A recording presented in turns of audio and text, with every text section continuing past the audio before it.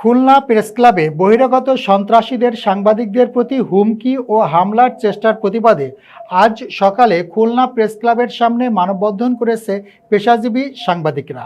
প্রতিনিধি কাজী আতিক জানান, সাংবাদিক নেতারা দাবি করেন সিসিটিভি ফুটেজ দেখে সন্ত্রাসীদেরকে দ্রুত আইনের আওতায় এনে শাস্তির ব্যবস্থা করতে হবে, অন্যথায় আরও কঠোর অবস্থানে যাবেন তারা।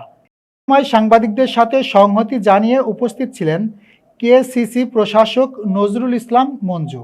মানববন্ধনে বক্তব্য রাখেন সিনিয়র সাংবাদিক কাজী মোতাহার রহমান বাবু, শেখ দিদারুল আলম, মোহাম্মদ সানি, এস.এম. জাহিদ, তরিকুল ইসলাম, আশরাফুল আলম নূর, সোহাগ দেওয়ান সহ আরও অনেকে।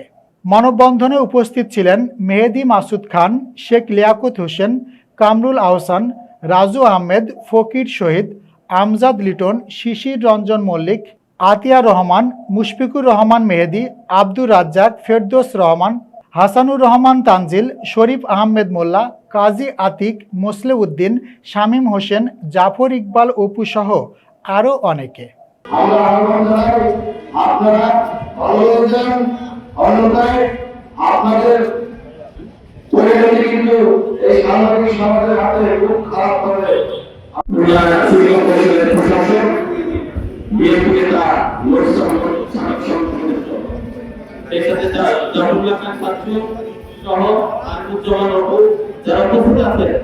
তাদেরকে আমরা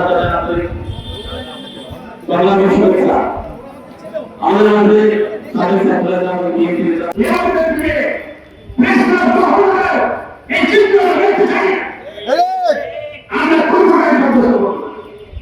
আমি আজকে প্রধানমন্ত্রীকে লিখব আমি আপনাদের চেয়েছেন মুখোশ উন্মোচন করা সেই মুখোশ থাকবে মুখোশ উন্মোচন করে আজকে আমি প্রধানমন্ত্রী লিখব এই মুখোশ উন্মোচন কাটিয়ে উন্মোচন করে প্রবলেম নাই তাদের যদি ব্যবস্থা করে আপনারা সার্বজনীন আপনারা মুখোশ উন্মোচন করবেন আমি মনে করি।